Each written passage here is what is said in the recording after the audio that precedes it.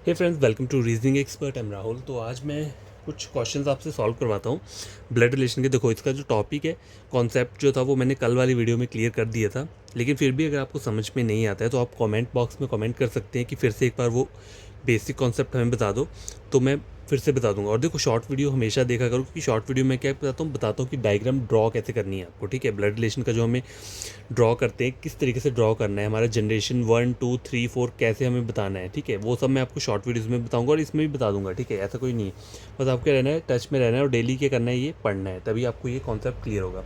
तो कल हमें कॉन्सेप्ट क्लियर हो गया था, तो हम टाइप 1 का क्वेश्चन आज सॉल्व करूंगा। मैं बताता हूँ मैं आपको टाइप 1 वाले क्वेश्चन किस तरीके से आते हैं। तो देखो, क्वेश्चन चेक करके बोल रहा है, pointing out to a lady Rajan said she is the daughter of the women who is the mother of the husband of my mother.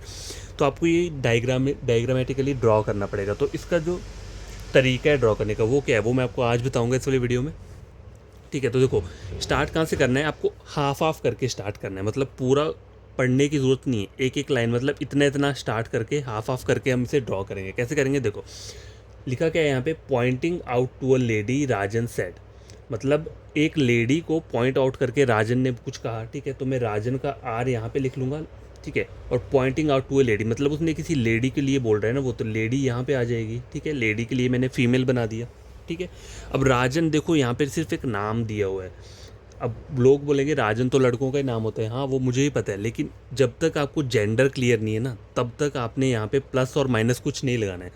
Plus का मतलब मैंने आपको पहले ही बताया था, मैं किस लिए प्लस को इंडिकेट करता हूँ, अगर कोई मेल पर्सन होगा। ठीक है, और माइनस मैं किसके लिए करता हूँ, फीमेल के लिए। ठीक है, समझ आई बात। तो इनमें से मुझे इसका तो पता है कि ये फीमेल है, लेडी जो है, लेकिन आर का मुझे जेंडर क्लियर नहीं, तो तब तक मैं नहीं लिखूंगा जब तक मुझे क्लियर नहीं होगा। ठीक है, तो यहाँ तक मेरा ड्रॉ हो गया। आगे क्या बोल रहा है, देखो, pointing out to a lady Rajan said. तो राजन इस लेडी के लिए क्या बोल रहा है, she is the daughter of the women. ये क्या है, डॉटर है किसकी, विमेन की। तो मुझे एक विमेन वुमेन और मतलब उसकी बेटी का रिलेशन कैसे बनता है। देखो, अगर सपोज करो ऊपर कोई विमेन है, तो उसकी बेटी जो आती है वो आती है नीचे, डॉटर यहाँ पे आती है, तो यहाँ पर रिलेशन वुमेन कहाँ जाएगी, ऊपर जाएगी। ठीक है, वुमेन। ये जो जनरेशन होती है हमारी, कौन सी जनरेशन होती है, 2 वाली होती है। और हम जहाँ पे आते हैं वो कौन सी जनरेशन होती है, जनरेशन नंबर 3 होती है।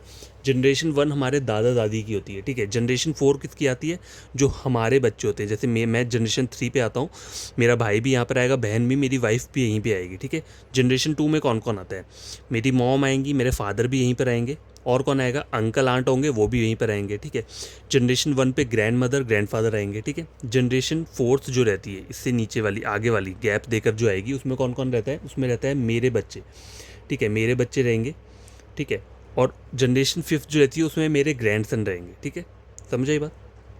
तो जनरेशन चार्ट आपको याद होना चाहिए, तभी ये क्वेश्चन आप इजीली सॉल्व कर सकते हो। तो देखो, मैं कहाँ तक ड्रॉ किया, ये मेरा ड्रॉ हो गया यहाँ तक।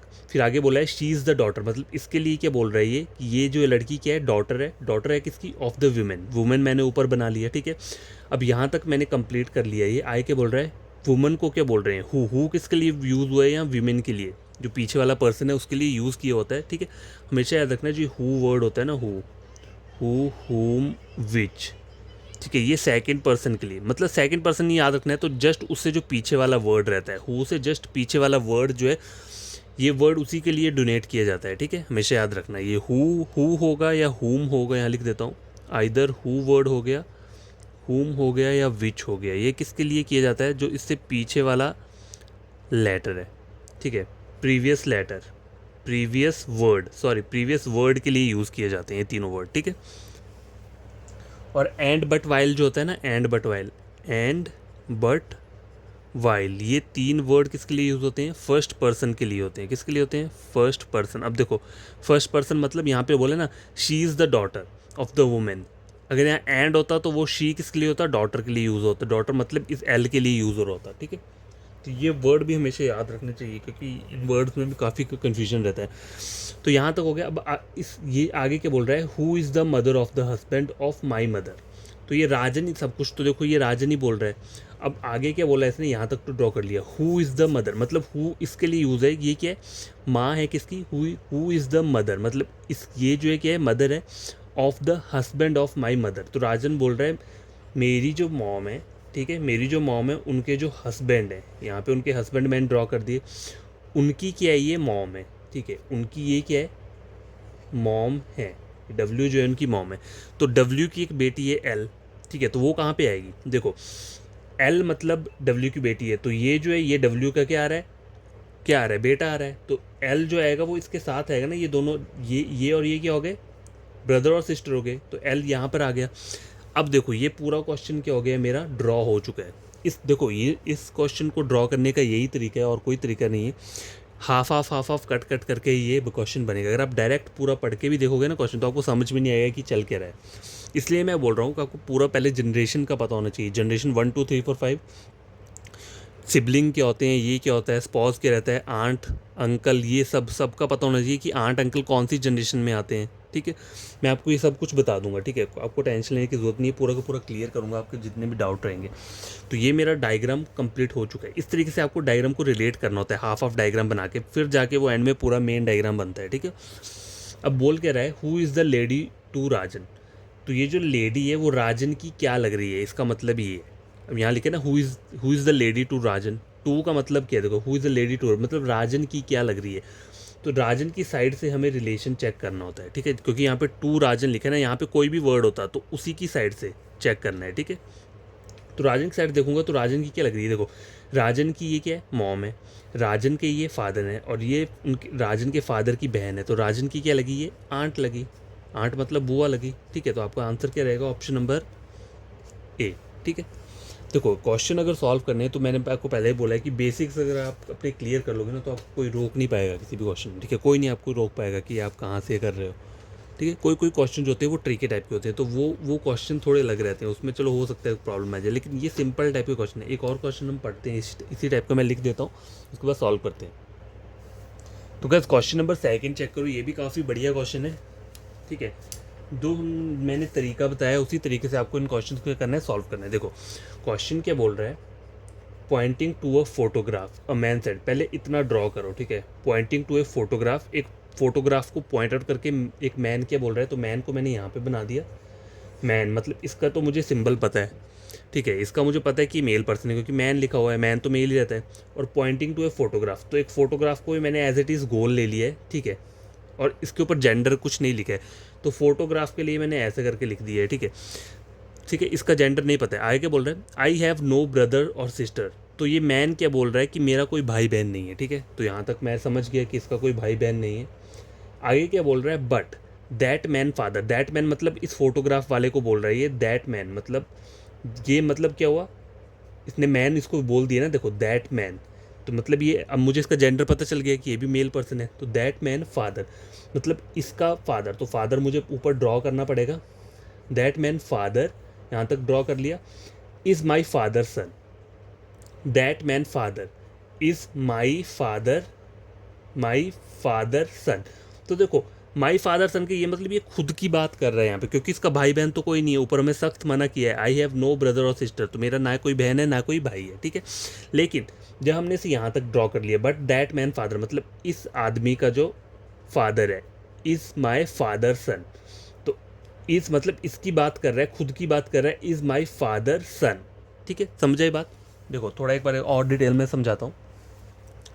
Poynting to a photograph a man said, ठीक है, तो यहाँ मैंने एक फोटोग्राफ बना लिया और यहाँ पे मैन लिख लिया, तो मैन को मैंने सिंबल दे दिया, लेकिन इसको मैंने अभी तक कोई सिंबल नहीं दिया क्योंकि मुझे इसका जेंडर क्लियर नहीं है। यहाँ तक हो गया। आई हैव नो ब्रदर और सिस्टर, तो ये मैन क्या बोल रहा है कि मेरा कोई भाई बहन नहीं है, तो भाई बहन मुझे लग गया पता है इसको कोई भाई बहन नहीं है, कोई भी नहीं है इसका, ठीक है। बट दैट मैन, बट अब क्या बोल रहा है ये मैन, ये मैन क्या बोल रहा है, बट दैट मैन मतलब इस आदमी की बात कर रही है, तो ये मैन बोल दिया ना इसको, तो ये फीमेल मेल पर्सन हो गया, बट दैट मैन फादर मतलब इस मैन का जो फादर है, यहाँ पे ऊपर मैंने फादर बना दिया, is my father son, that man father, देखो दैट मैन का फादर जो है इज़ माई फादर सन, ठीक है। तो ये खुद की यहाँ पे बात कर रहा है क्योंकि इसका भाई बहन तो होगा नहीं, तो ये अपने आप को देख कर ही बोल रही है, ठीक है। समझो इस वाले क्वेश्चन को, but that man father is my father son, is my father son, my father son, ठीक है, ये बोल रहा है ये, तो ये खुद को ही यहाँ पे बोल रहा है, तो यहाँ मेल पर्सन यहाँ पे आ रहा है और ये यहाँ पे आ रहा है, ठीक है। अब देखो यहाँ बोल के रहा है हुज फोटोग्राफ वॉज इट, तो ये फोटोग्राफ है, ठीक है, तो ये फोटोग्राफ किसका है, इस मैन के क्या है, मैन के बेटे का है, तो इसका आंसर क्या रहेगा, his son, option number B. समझ आई बात? देखो मैंने इसमें पूरा डिटेल में आपको समझाया है, जबकि इन्होंने ऑलरेडी में मना किया कि इसका कोई भाई बहन नहीं है, इस मैन का कोई भाई बहन नहीं है, तो ऑब्वियसली ये खुद को देख कर ही ये बातें बोल रहा है। ठीक है, तो ये क्वेश्चन इस तरीके से सॉल्व होगा। एक बार आप खुद से इन क्वेश्चंस को क्या करना, समझ के देखना, बेसिक कॉन्सेप्ट जो भी रहता है। देखो पहले मुझे भी नहीं आती थी ये सब चीज़ें, समझ समझ के ये सब चीज़ें क्या है माइंड में आई हैं। ठीक है, फिर भूलोगे नहीं आप कहीं भी, अगर बढ़िया तरीके से आप ये समझ लोगे। तो एक और क्वेश्चन इसी तरीके का ट्राई करते हैं। ठीक है, क्वेश्चन नंबर 2 कंप्लीट हो चुका है, तो पहले मैं लिख लेता हूँ। तो गैस देखो ये वाला क्वेश्चन भी काफ़ी इंटरेस्टिंग वाला क्वेश्चन है। आप सोचोगे कि इसमें आंसर निकालना बहुत ईजी होगा, निकलेगी, ईजी नहीं होता है। देखो अब करना क्या है, हमें क्वेश्चन सॉल्व करना है। Pointing towards a boy Veena said, पहले इतना सा ड्रॉ करो। ठीक है, pointing towards a boy Veena said, देखो ये वीना मैंने यहाँ लिख दिया, इसका जेंडर क्लियर नहीं है, लेकिन बॉय का मुझे पता है वो मेल पर्सन ही बनेगा क्योंकि बॉय लिखा हुआ है। तो इसको पॉइंटेड करके वीना ने क्या बोला, he is the son of, ये क्या है, सन है, मतलब पता लग गया मुझे क्या है, मेल पर्सन है। He is the son of, only son of my grandfather. अब देखो इस लाइन को आपको ड्रॉ कैसे करना है, only son of my grandfather, तो वीना क्या बोल रही है, only son of my grandfather. तो पहले क्या करना पड़ेगा, वीना के यहाँ पर एक डैड आएंगे, उनके बाद क्या आएगा, वीना का ग्रैंडफादर आएगा। ठीक है, हो गया। अब देखो he is the son of, मतलब ये क्या है, ये जो बी को क्या बोल रही है, he is the son of, मतलब बेटा है किसका, he is the son of, only son of my grandfather. तो देखो मेरे ग्रैंडफादर का जो सन है, ये उनका क्या है, इकलौता सन है, ओनली सन बोला है। तो ठीक है, यहाँ पर हो क्या सकता है कि ये बीना का क्या हो, ये रिलेशन। देखो अब बोला how is that boy relate to Veena, तो वीना का ये क्या लग रहा है, वीना का तो ये ब्रदर लग रहा है यहाँ पे इस वाले डायग्राम के अकॉर्डिंग। लेकिन यहाँ पे यही डायग्राम नहीं बन रहा है, यहाँ पर एक और डायग्राम बन रहा है। कैसे, देखो चेक करो यहाँ पे, pointing towards a boy Veena said, तो मैंने वीना को यहाँ पे ड्रॉ कर लिया और बॉय को मैंने यहाँ पे बना लिया। ठीक है, he is the son of, only son of my grandfather. तो हो सकता है वीना का यहाँ कोई पापा नहीं हो, मतलब मॉम हो, वीना की मॉम हो, उनके ऊपर वीना की मॉम के फादर यहाँ पर आ गए, तो वीना के ग्रैंडफादर बन गए। और ये बोल रहा है he is the only son, he is the son of, मतलब इसको बोल रही है Veena, he is the son of, only son of my grandfather. तो इसके ग्रैंडफादर है, इसके ग्रैंडफादर का हो सकता है डॉटर तो हो, और ओनली सन मैंने यहाँ पे ड्रॉ कर दिया, only son of my grandfather, मतलब ये बन गया वीना के जो ग्रैंडफादर है उनका ओनली सन ये बन गया, और बेटी उनकी ये हो गई। ठीक है, एक तो डायग्राम ये था, एक ये वाला डायग्राम हो गया। तो हो सकता है बी क्या हो, इनका हो, he is the son of, only son of my grandfather. तो ये डायग्राम भी यहाँ पे बन रही है, दो टाइप्स की डायग्राम बन रही है ना यहाँ पे। देखो एक ये वाली बनी जहाँ पे वीना के खुद के फादर थे, और एक ये वाली डायग्राम बनी जहाँ पे वीना के ऊपर क्या थी, मदर थी, और यहाँ पर क्या हो गया, ये क्या बोल सकते हो आप, ये उनके मतलब वीना के तो ये क्या लग रहे हैं, अंकल लग रहे हैं। ठीक है, तो वीना का कोई भाई यहाँ पर आ गया, तो इस तरीके से एक बन रहा है। तो यहाँ पे अगर वीना और बॉय का रिलेशन देखा जाए तो क्या बन रहा है, how is that boy related to Veena, Veena का क्या लग रहा है, तो वीना का तो ये कज़न लग रहा है, यहाँ पे ब्रदर लग रहा है, यहाँ पे कज़न लग रहा है। तो दोनों आंसर तो आप एट ए टाइम नहीं दे सकते, तो इसका जो आंसर रहेगा वो ऑप्शन नंबर डी रहेगा। क्या रहेगा, डेटा इनएडिक्वेट। ठीक है, समझ आई बात? देखो मुझे पता है आपको स्टार्टिंग में ये क्वेश्चन कुछ अलग से लगेंगे कि मतलब सॉल्व ही नहीं होंगे, आपको लगेगा कि नहीं हो ही नहीं रहा है, मुझसे कुछ नहीं हो रहा है। देखो प्रैक्टिस करोगे ना, मैं आपको गारंटी देता हूँ पक्का होगा। मैं भी जब नहीं पढ़ता था, मतलब जब मैं पढ़ता था ये वाले क्वेश्चन, तो मैं ये सोचता था कि यार ये क्या है, मैं ये सोचता था कि एग्ज़ाम में तो आएगा ही नहीं, इस टाइप का, इसे छोड़ देते हैं, स्किप कर देते हैं। लेकिन ये गलती कहीं मत करना, हो सकता है एग्ज़ाम में ये क्वेश्चन आ जाए। अगर वहाँ आपने नहीं पढ़ा होगा ना ये, तो आपको क्या हो जाएगा, पूरा का पूरा माइंड वॉश हो जाएगा। ठीक है, तो आपको करना क्या है, तो गाइस देखो ये 3 क्वेश्चंस मैंने आपको क्या करवाए हैं, सॉल्व करवाए हैं। ठीक है, एक लास्ट क्वेश्चन और मैं करवा देता हूँ। ठीक है, थोड़ा आपको तसल्ली हो जाए कि कुछ पढ़ा है। अब गाइस देखो ये लास्ट वाला क्वेश्चन है।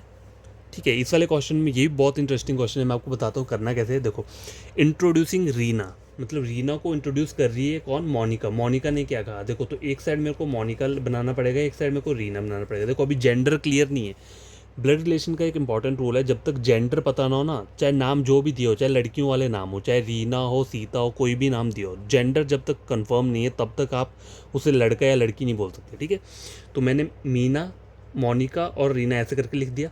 अब बोल क्या है, देखो इंट्रोड्यूसिंग रीना, मतलब रीना को इंट्रोड्यूस कर रही है कौन, मोनिका। मोनिका ने क्या बोला, शी, मतलब शी रीना के लिए यूज़ है, तो ये मुझे पता चल गया है फीमेल पर्सन है, ठीक है, क्लियर हो गया।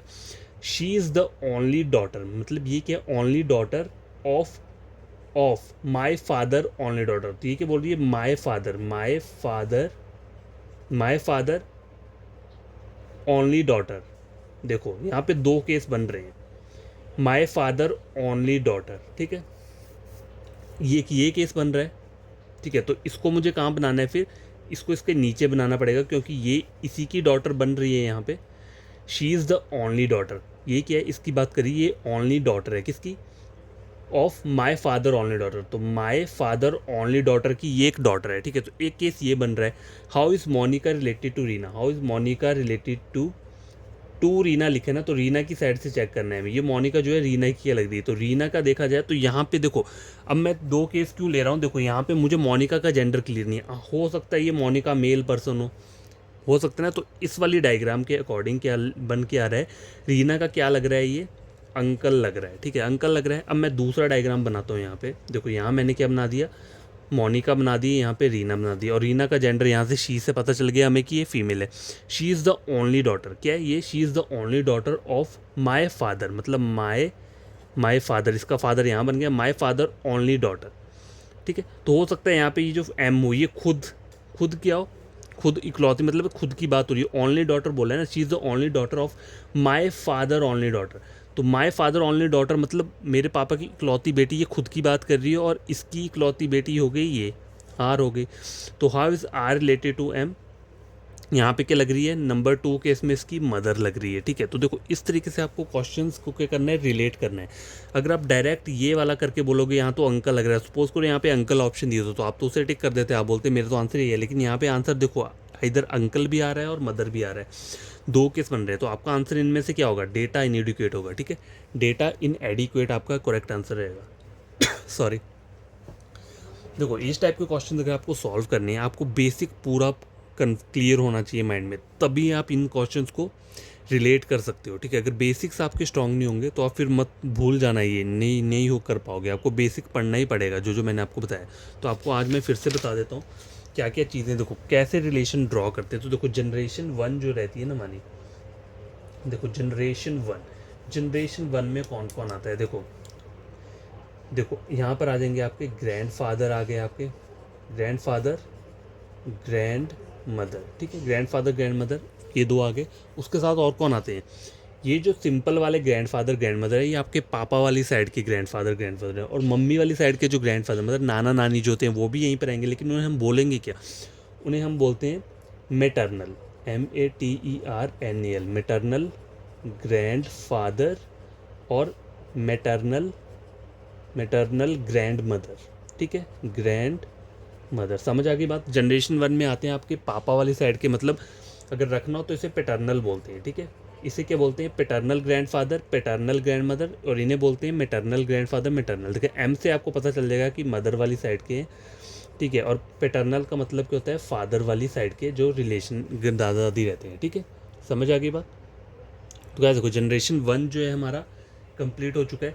जनरेशन 2 में कौन कौन आता है, देखो जनरेशन 2 में कौन कौन आता है, तो देखो जनरेशन 2 में आते हैं आपके फादर आ गए, फादर मदर आ गए, ठीक है, ये आपके दो आ गए, मम्मी पापा आ गए। उसके बाद कौन आता है, अंकल और आंट। तो ये जो सिंपल अंकल आंट होते हैं ये फादर वाली साइड के होते हैं, ठीक है, ये जो अंकल आंट होते हैं ये फादर वाली साइड के होते हैं। और मदर वाली साइड के कौन होते हैं, मदर वाली साइड के जो आप बोलेंगे उनको भी हम वैसे अंकल आंट ही बोलते हैं, लेकिन कभी कभी क्वेश्चन ऑप्शन जो होता है ना, कभी मान लो अगर रिलेशन आपका मम्मी वाली साइड का वो बन रहे हैं, भाई बन रहे हैं, मतलब मम्मी की साइड के भाई, तो आपके अंकल ही हो, मतलब अंकल ही बोलोगे ना आप उनको फिर भी, ठीक है। लेकिन अगर ऑप्शन में ऐसा दे दिया हो वहाँ पे कि मेटरनल अंकल, तो आपको वहाँ पे फिर मेटरनल अंकल लेना, क्योंकि उन्होंने वहाँ पे मेटरनल का यूज़ किया है। अगर वहाँ पे मेटरनल नहीं लिखा है और डायरेक्ट अंकल ही लिखा है तो आपको अंकल पे ही टिक करना है, ठीक है। मैं बस एक बात बता रहा हूँ आपको, तो मदर वाली साइड के क्या बोलते हैं, मेटरनल अंकल और मेटरनल आंट, ठीक है। वैसे तो कभी एग्ज़ाम में ये मेटरनल आता नहीं है, ठीक है, बस समझाने के लिए बता रहा हूँ आपको। फादर वाली साइड के तो हम सिंपल बोल देंगे अंकल आंट, और मदर वाली साइड के क्या बोलते हैं मैटरनल अंकल मैटरनल आंट। अब कभी कभी अगर ऑप्शन में मतलब क्वेश्चन के जो ऑप्शन रहते हैं उसमें आपको दिया है वहाँ पे मैटरनल अंकल ऑप्शन दिया और आपका आंसर वही आ रहा है तो आपको उसी पे टिक लगाना है मैटरनल अंकल के ऊपर ही, ठीक है, अगर रिलेशन मैटरनल वाली साइड से बन रहा है तो। अगर वहाँ पे मैटरनल नहीं लिखा है सिंपल अंकल लिखा है, चाहे वो रिलेशन मॉम वाली साइड से बन रहा है तो आपको अंकल पे ही टिक करना है, ठीक है। जनरेशन 2 भी कंप्लीट हो गया। अब देखो जनरेशन 3, जनरेशन नंबर 3 जो रहता है उसमें कौन कौन आता है। देखो सेल्फ, सेल्फ मतलब मैं खुद को ले रहा हूँ यहाँ पे, ये मैं हूँ, ठीक है। और कौन आएगा, मेरा भाई यहाँ पे आएगा, ठीक है, मेरी बहन यहाँ पे आएगी, सिस्टर यहाँ पे आ गई, ठीक है। और कौन आएगा यहाँ पे, बस ये 3 हो गए, और साथ में मेरी वाइफ यहाँ पे आएगी। और अगर मेरा भाई है उसकी कोई वाइफ है तो मेरी क्या लगेगी, वो सिस्टर इन लॉ, ठीक है, सिस्टर इन लॉ यहाँ पे रहेगा। अगर मेरी कोई सिस्टर है और उसका कोई हस्बैंड है तो उसका जो हस्बैंड है उसको मैं क्या बोलूँगा, ब्रदर इन लॉ। तो वो सब भी जनरेशन 3 में ही आते हैं, ठीक है, ये सब के सब जनरेशन 3 में रहेंगे।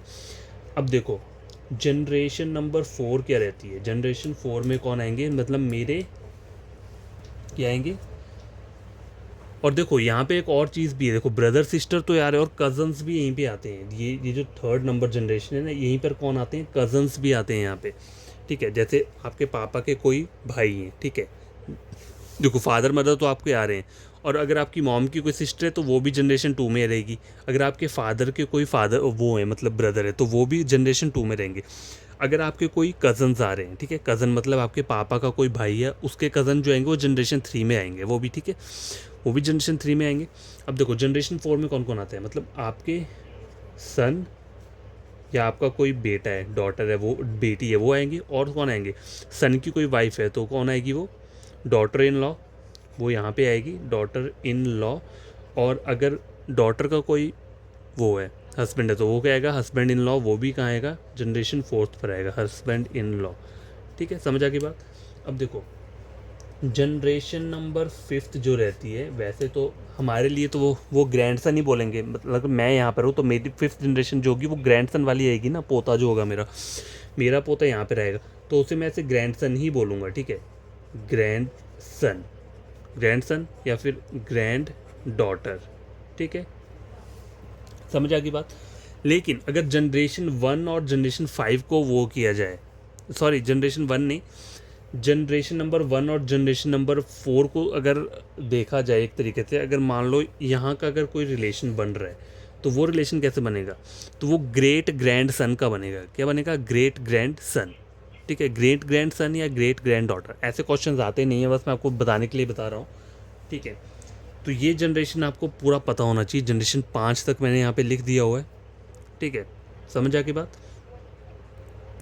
तो ये आपको पूरा पता होना चाहिए। अब देखो डायग्राम कैसे बनाने होता है, डायग्राम जो होता है, जैसे सपोज करो कोई मेरे ग्रैंडफादर, पहले मैं आपको सिंपल से डायग्राम बताता हूँ, ABCD करके बताऊँगा, ठीक है, नाम नहीं लिख रहा, उससे आप समझ जाना, ठीक है। तो देखो अगर मुझे अपना रिलेशन बनाना है, मतलब मेरे फादर हैं, तो मेरे फादर कैसे आएंगे, वो जनरेशन 2 में आते हैं हमेशा फादर, ठीक है। तो मैं फादर को यहाँ क्या लिख लूँगा, A से मैंने नोट कर दिया कि ये मेरे पापा हैं, ठीक है। अगर मेरी मॉम, मेरे पापा के साथ मेरी मॉम होगी तो मेरी मॉम भी जनरेशन 2 में आएंगी, तो मैं मेरी फादर और मदर का रिलेशन हम इस तरीके से ड्रॉ करते हैं डबल लाइन से, जिससे कि हमें कन्फ्यूजन ना हो, ठीक है, समझ आएगी बात। अब देखो अगर मैं कहाँ पर आऊँगा, अगर मुझे आना होगा तो मैं अपने आप को सील लेता हूँ, मैं आऊँगा यहाँ पे इस 3rd नंबर की जनरेशन, ये मेरी होगी। अगर मेरा कोई भाई है तो मैं उसको इस सिंगल लाइन से बताऊँगा, ठीक है, ये मेरा भाई आ गया यहाँ पे, ठीक है, सॉरी ये मैं मेल हूँ, ठीक है, ये मेरा भाई। और मेरी कोई सिस्टर है तो वो भी मेरी ये सिस्टर यहीं पर रहेगी, उसे मैंने ई नाम दे दिया, वो भी मेरी यहीं पर रहेगी, समझ आ गई बात। अगर मेरी कोई वाइफ है, सपोज करो मेरी कोई वाइफ है तो मेरी वाइफ कहाँ आ जाएगी, यहाँ पर आ जाएगी, ठीक है। अगर मेरी बहन का कोई हस्बैंड है तो वो भी कहाँ आएगा, इसी वाली जनरेशन में आएगा। अगर मेरे पापा के कोई भाई हैं तो वो कहाँ आ जाएंगे, जैसे कोई भी भाई है, अभी मैंने नाम नहीं दिया है, कोई भी भाई है, जैसे कोई भी Z लिख लो यहाँ पे, इनके कोई भाई है तो इनकी वाइफ कहाँ आ जाएगी, वो यहाँ पे आ जाएंगी। इनकी वाइफ को T नाम दे देता हूँ, वो यहाँ पर आ गई। अगर मेरी मॉम का कोई भाई है तो वो भी इसी जनरेशन में आएगा, ठीक है, वो इसी जनरेशन है, और उसकी वाइफ जो आएगी वो भी इसी सेम जनरेशन में ही आएगी, समझ आ गई बात। तो यहाँ मैं था, मेरा भाई था, मेरी वाइफ आ गई, मेरी सिस्टर का हस्बैंड आ गया।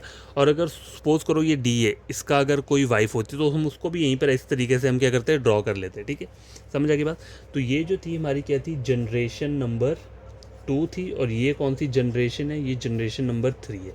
अब देखो मेरे दादा, मैं ये हूँ, मेरे दादाजी कहाँ पर आएंगे, तो मेरे दादाजी मेरे पापा के ऊपर आएंगे जनरेशन नंबर 1 पे, तो यहाँ पे मेरे दादाजी आ गए। मेरी दादी जी कहाँ पर आएंगे, तो दादाजी के साथ उनकी शादी होगी तो मेरी दादी जी यहाँ पर आ जाएंगी। समझ आ गई बात।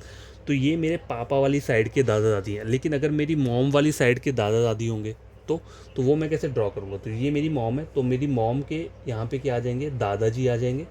और ये मेरी मॉम की क्या आ जाएंगी, मतलब मैं देखो मेरे पापा के पापा आ गए, मेरे पापा की मॉम आ गई। अब मेरी मॉम के पापा आ गए, मेरी मॉम की क्या आ गई, मदर आ गई। ठीक है, मेरे लिए मैं ये हूँ, ठीक है, मैं ये हूँ, तो मेरे लिए ये क्या लगेंगे, मेरे मैटरनल ग्रैंडफादर, और मेरे लिए ये क्या लगेंगी, मैटरनल ग्रैंड मदर। और इनको मैं सिंपल बोलूँगा, ये पापा वाली साइड के ग्रैंडफादर हैं तो मैं इनको क्या बोलूँगा, सीधा ग्रैंडफादर बोलूँगा, और इनको क्या बोलूँगा, ग्रैंड मदर बोलूँगा, या फिर बोल सकता हूँ इनको paternal grandfather, paternal grand mother. ठीक है, समझा की बात।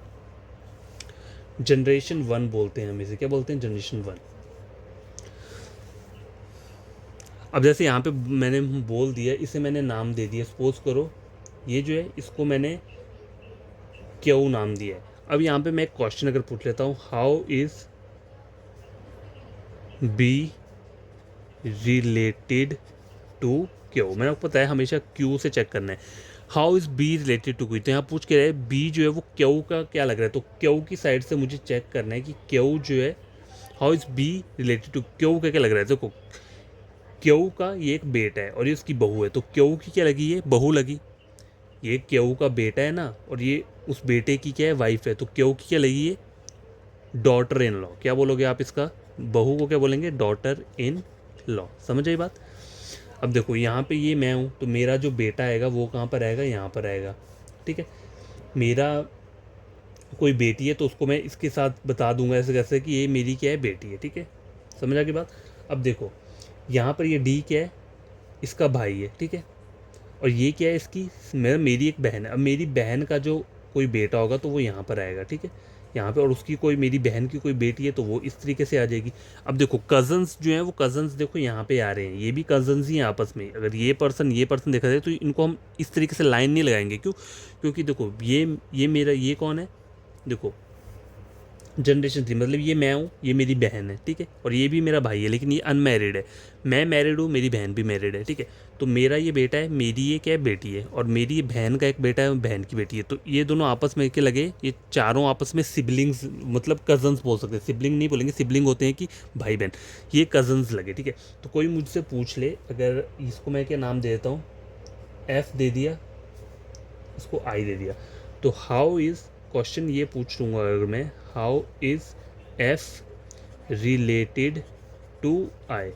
एफ जो है वो आई का क्या लग रहा है, तो आई की साइड से मुझे चेक करना है, आई की साइड से, क्योंकि 2i बोला है तो हमेशा जहाँ जहाँ पर लास्ट में जो भी अल्फ़ाबेट दिया होता है उसी की साइड से हमें चेक करना है। तो एफ जो है वो आई का क्या लग रहा है, तो आई का क्या लग रहा है, ये कज़न लग रहा है, कज़न ही लगेगा ना। देखो सिबलिंग तो हम बोल नहीं सकते, भाई बहन तो सिर्फ ये दोनों है, और ये दोनों भाई बहन है, ये और ये क्या है, सिबलिंग कज़न्स हैं आपस में, तो इसका आंसर क्या रहेगा, कज़न।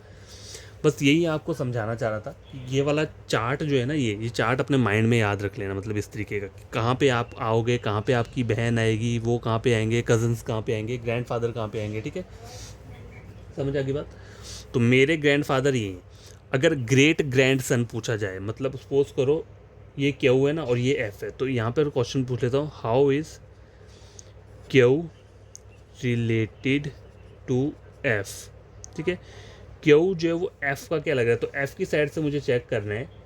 ठीक है, क्यू जो एफ़ का क्या लग रहा है, देखो एफ़ जो है वो क्या है, मेरा बेटा है, और मेरे फादर ऊपर हैं। ठीक है, उससे ऊपर मेरे फादर के फादर है, और ये क्या है, उनकी मॉम है। तो how is Q related F की क्या लग रही है, ये, इसे हम क्या बोलेंगे, ग्रैंड मदर नहीं बोलेंगे, इसे हम ग्रेट ग्रैंड मदर बोलेंगे। क्या बोलेंगे, ग्रेट कब ऐड हो जाता है, जब एक थर्ड से फोर्थ जनरेशन पे हम चल जाते हैं। ठीक है, यहाँ हम फोर्थ जनरेशन पे जा रहे हैं ना, तो इसमें बोलेंगे ग्रेट ग्रैंड मदर बोलेंगे। ठीक है, यही बात समझ। अगर यही बोला होता कि how is F related to Q, उल्टा पूछा होता, तो मतलब क्यू की साइड से अगर चेक करना होता तो ये उसका क्या लग रहा होता, ग्रेट ग्रैंड सन लग रहा होता। ठीक है, समझ आ गई बात।